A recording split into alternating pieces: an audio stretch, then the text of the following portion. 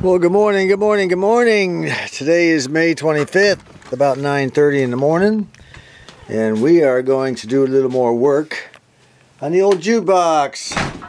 But first we're going to take a little assessment and go over a couple of things for folks that had some questions. The first one is Ron C., our good subscriber down there in Florida. He was asking about the treble on this thing, if it has a treble. Let me go over the amplifier one more time, show everybody what's what. Let me get my pencil here. This is kind of a little refresher here now. Up here we have our little balance control. Okay, let me get a little focus here. We have a little balance control there. It just goes left and right. And we come up. We also have our speaker switch, which goes from 16 ohms on down to a test switch. It goes 16, 8, 4, and looks like 1 ohm speaker. Never heard of a 1 ohm speaker. But anyway, and we also have a bass control here. And yes, Ron, I did mess with the bass and the treble. I have a treble. Okay? A bass and a treble. And then, of course, I have, when I say I'm shutting off my speakers left and right, what I'm doing is pulling down the mute button here. Okay, this mutes channel 2, this mutes channel 1. And that's about it. On the reverse side of this, on the underside, is a screw slot. You stick a screwdriver in, you go left and right, it brings up the volume and turns it down. Let me see if there's anything else I need to cover here. I guess not. When we eventually hook up external speakers, if I can ever get this thing to work right, this is where they'll be connected. We're pretty much set up to do that when the time comes. And this here is where the speakers plug in. And over here is where the audio input comes in. And this is another thing here for muting and squelching. I'm not sure exactly what it all is, but that's about it, guys. Now, what's our situation? Let's do our evaluation I mentioned. What we have is the speakers are doing pretty good, actually. Just they sound a little tinny and messed up on my camera, but the fact is, once we get them back in the cabinet, the jukebox cabinet, and it's vibrating against all that wood. You know, only the most discriminating people like Ron C., you know, he works with amplifiers all the time. Well, he's going to hear things I'm not even going to hear, so it won't bother me at all. He'll just have to live with it. Nothing I can do, you know. And so I'm not going to worry too much about those right now. That's not a big issue. And this, of course, needs to be cleaned up and derusted and everything, and that there is also not a big issue. We'll handle that. Our amplifier, as far as I'm concerned, is working good. The Tormat seems to be okay. I don't see any problems with it. So what's our big priority here? Well, you know, am I going to concern myself about a capacitor that might be a little weak, or another resistor in the amplifier that might be weak, causing me a problem with the speakers? No, no, no. That is not the priority. The priority is the mechanism is not picking up records when the button is pressed on the Tormat electrical selector. That's the priority right now. If you don't get a record out playing, then none of this is going to matter anyway. You see? Start with number 1. Okay, so what could be some of the problems? I could have a very weak needle. You know, one of the needles, I could switch these around. I'll probably switch it around. I don't know. I can take this one and put it over here, and one is gray and one is white. I don't really know the difference. I guess it just... No, I guess maybe I can't do that. I don't know. Let me take a look at it. I'll take a look at it later. Anyway, that's... that could be a problem. We could have bad records. You know, these records are old. You know, they've been around a long time. I cleaned them the best I could, but that could be a problem. And we do have some weak components in the amplifier, like I said. You know, some of them are not as strong as they used to be. This is a 60-year-old unit, guys. It's not going to play like some new digital thing. You know, one of the problems we have with a lot of inexperienced subscribers in particular is they all think that this stuff is supposed to play like what they're hearing today in today's electronics. Not going to happen. It's never going to happen, okay? We get it as close as we can, and that's it. We have to call it a day. So what are we going to do today? Well, I'm going to go ahead and give it another shot and see if this thing has decided to behave overnight. If not, then we're going to start doing some heavy cleaning, because we've either got some bad buttons. Brendan's already contacted me about this, and I had already thought about this. I really haven't done a whole lot of cleaning on these buttons. They may not be sending a proper signal through to energize the toroids that are back here in this toroid memory unit. You know, where all our little coils are back here. Because, you know, this little, there's a pulse amplifier right here. And unless this thing is sending, you know, the proper signals through and everything, it can't come through and up here to this and read it or whatever. I'm not exactly certain which way it goes. I think it goes from here to there and energizes those toroid coils. So it could be that. And again, like I said, it could be a needle, could be a bad record. Who knows? You know, we're going to go ahead and select a few things. But I do have a question for Harry Hall. Harry Hall, I know you're out there. It seems to me I'm getting excessive spark down here on this reverse switch when I go back and forth. When it flips back and forth, I don't think I should be getting that much spark. Now, there's a way to overcome that, of course, but I really don't want to do anything until I figure out what's causing it. Now, these are very heavy contacts. These are very heavy. They're built to take it. But I've had some pretty big sparks coming out of there. So in case you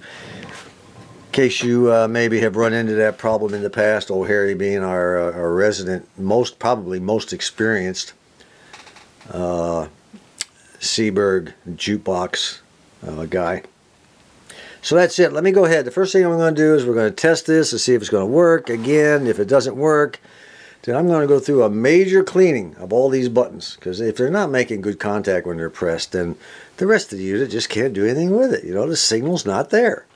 So let me see. We'll try it together here. Let me fire things up. All right, here we go. We're going to go ahead and try C7 because it wasn't picking it up at all yesterday. Just selected our record. Our light is on. Let me get this thing over here away from there. All right, C7. Where's C? C7. Come on, baby. Move at least. Oh, at least she's moving. Oh, one guy said, do I ever feel like we're so close yet so far away? Yes, I do. Will it pick up C7? No, looks like it's going to blow right by it again. Is that a bummer? Is that a bummer? There again, it could be the switch, though, you know. All right. We still have a light. Let's try, what is this one here? F3. Let's see if we have an F3 here. F3. See if that works. Ooh, something's happening. How about that? You know, it very well could be these switches. Some are just making good contact, others are not. Now let's change the treble and bass around here a little bit for Ron C.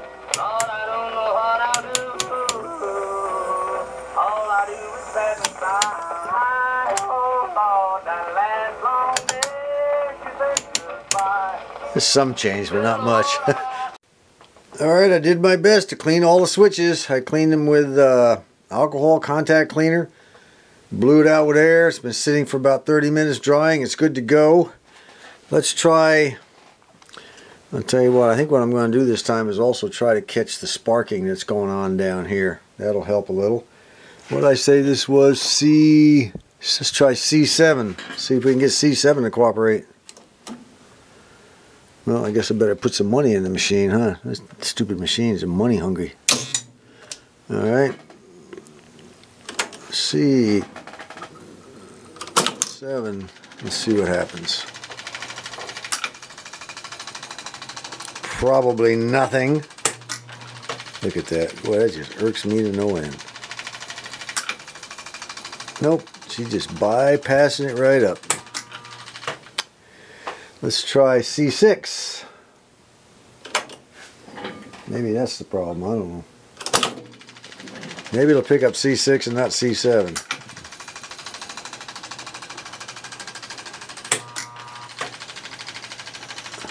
Now let's check out our sparks. If we don't see anything else, at least we'll see that.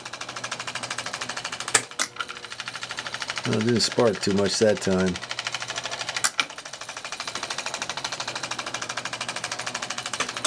There, you see that big spark there? That's too much spark, I think. I think we're burning our points here. Let's try one more time. Let's try let's try F3. You know, I think with all these clean now, I'm happy that they're all clean. We're going to have to go back and look at that toroid memory unit. We'll maybe clean those pins back there. I don't know. I really don't know. Let's just, anyway, let's try F3. Here we go. Put some money in the machine. F3. F3. Come on, baby. There's them sparks again. Oh, she picked up F3. Well, that's really interesting. She's skipping like crazy, though. Unbelievable. I guess I've decided to get past that.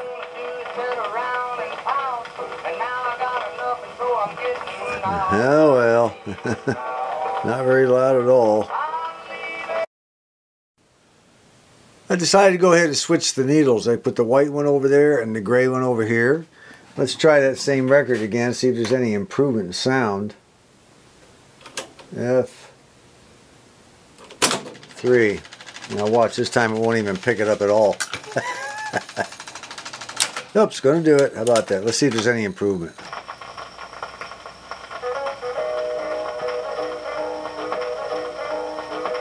She's still a little low. Might be a bad record. Let's switch records now. Alright, isn't this experimenting fun? I've changed records. Let's see if we can go... See, all you guys got to do is sit back and watch me do all the crazy experiments here and see what happens. Alright, here we go. Oh yeah, a whole lot louder.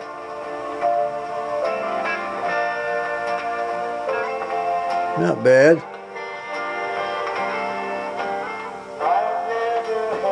Let's change our switches here.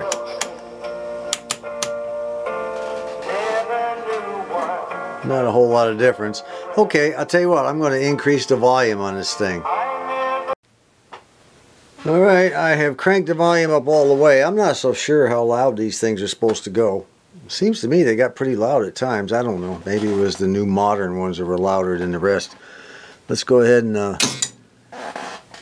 I switched the records also to the other side. And we'll hit F3 again. And see, also turn the speakers up this way. They're both playing, by the way. Let's see what happens.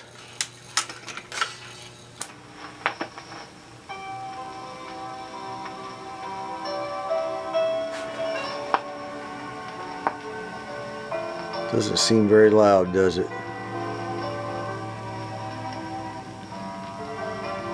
Dreamer, I must be dreaming.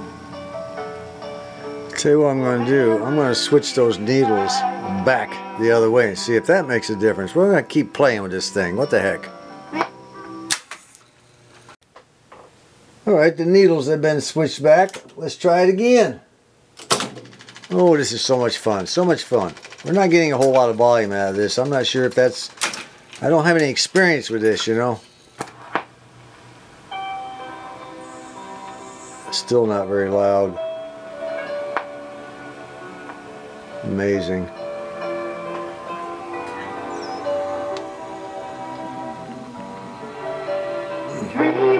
Ah, we got us a tube contact problem. Aha! Aha! Let me work on that. The tube that was giving us the problem here was one of the output tubes, the V105. And it, you know, it gave us low volume, which of course is channel 1, which is what we were experiencing already. So I went ahead and cleaned the pins. I took a wire brush and re-cleaned the pins on the tubes, and what I did and what I used to clean the socket pins was one of these dental cleaning brush things that you can buy and buy them in a pack. You can see how dirty they are from. But I sprayed contact cleaner down in there and then just went up and down inside those tiny little holes, and it came out nice and clean. So let's see what happens. But the tube pins, a couple of the tube pins were kind of catty-wonker a little bit, so I straightened them out. So let's see what happens now. Try it again. Oh, money. This machine always wanting money. F3. Hopefully she'll be a little bit louder.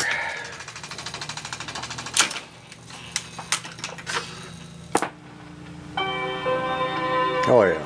Yeah, she straightened right up. Makes a big difference, doesn't it? Now I'm still not satisfied with the performance of the volume. This is up all the way, actually. It's not too bad. Actually, it's plenty loud enough for me. I don't know. I'm pretty happy. Alright, let's see if we can work on selection now. Well, A1 is not working. Matter of fact, it goes down and back about 4 or 5 times. So let's try A2. A2. I think I'm going to have to... Oh, it does pick up A2. You know, I think it's just not going far enough.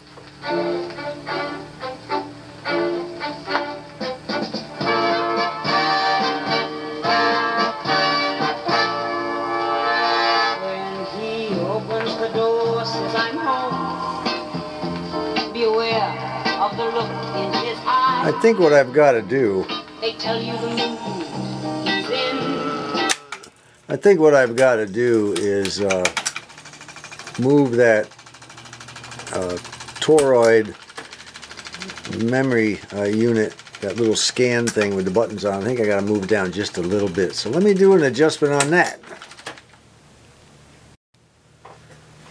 Alright, I loosened up the, you can see that gold thing all the way through there that runs horizontal. That's the Tormat memory unit. I kept calling it a toroid memory unit. It's actually the Tormat memory unit. Anyway, I read the book here a little bit, and it said if you take it off and you put it back on, you may have to do just a slight tweak to the side. Well, I've already gone through the entire alignment procedure, and maybe I didn't quite tweak it far enough. So let's see what happens. Let's play A1, see if it'll pick up A1. If not, we'll try A2. A1. Come on, baby. Solve my problem here. Yeah, I missed it that time. Unbelievable. It's got to do it. It's got to do it. Nope. Missed it again. Well, doesn't that suck? See, it's running wild. Okay, let's try A2 now. I don't know why it's stopping so far down the pike, but it is. Alright, let's try A2. A2. Nothing on there either. I'm probably going to have to go through the... yeah, it doesn't want to do anything at all now. Well, of course, after I tweaked it now, the question is, will any of them work? Let's try F3. Oh man, this is getting ridiculous. F3. May have to tweak it back, you know. No, it's pretty good. I just got F3. Why won't it pick up that A1? Now, well, keep working. Alright guys, rather than keep boring you to death, what we're going to do is, I went back to the book one more time. It said to take this thing into play position and put it in the center, in one of the center slots here. And then the 2 pins on the bottom should be slightly to the left and to the right of the record being played. So I'm going to go ahead. I've got a record here in F3 still. I'm going to count how many I have here and get it right in the middle as close as I can. I'm going to go ahead and get it, have it pick up the record and shut it down while it's playing. That way I know I'm in the play position and I'm, you know, in the center of the rack. Then I'm going to flip the rack around and see where the 2 buttons are, where the contacts are on the back for the record being played. And if need be, I'll adjust that Tormat memory unit back and forth a little bit to where it's supposed to be and see what happens. And if it doesn't work, that'll be the end of the video. Alright, I have readjusted it, and prior to readjusting the Tormat memory unit on the rear, I tested records in different slots and found out that it works in all slots except for A1 and A2. So now that I've readjusted it in the back, one of two things is going to happen. A1 is going to be picked up, or it's not going to be picked up, and neither is any of the other records. So, and if that happens, well, it happens. You know, we just keep banging away till we get it back where it was. Okay, let's try A1 now one more time. If it doesn't work, we'll end this this craziness for another video later on. There's A1. Come on, baby, pick up the record. No, it's not doing it. This is incredible. I've adjusted that thing exactly like the book says. No, it just doesn't want to pick it up. Gotta figure this out. Gotta figure this out. See, now it just wants to keep running back and forth, having a good old time. Isn't that amazing? Okay, now let's try A2. A2. Put the money in, the machine works. Stupid machine.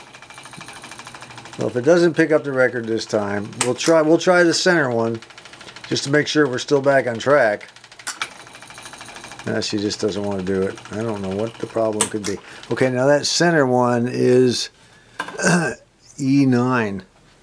Are we ready? Put the money in.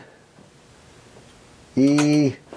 It better work. I'm going to be upset. It means I'm going to have to go back and readjust everything. Look at that. Can you believe this?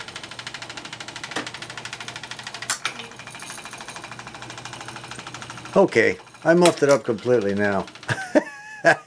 And we'll just go ahead and end it here. Until next time, this is John.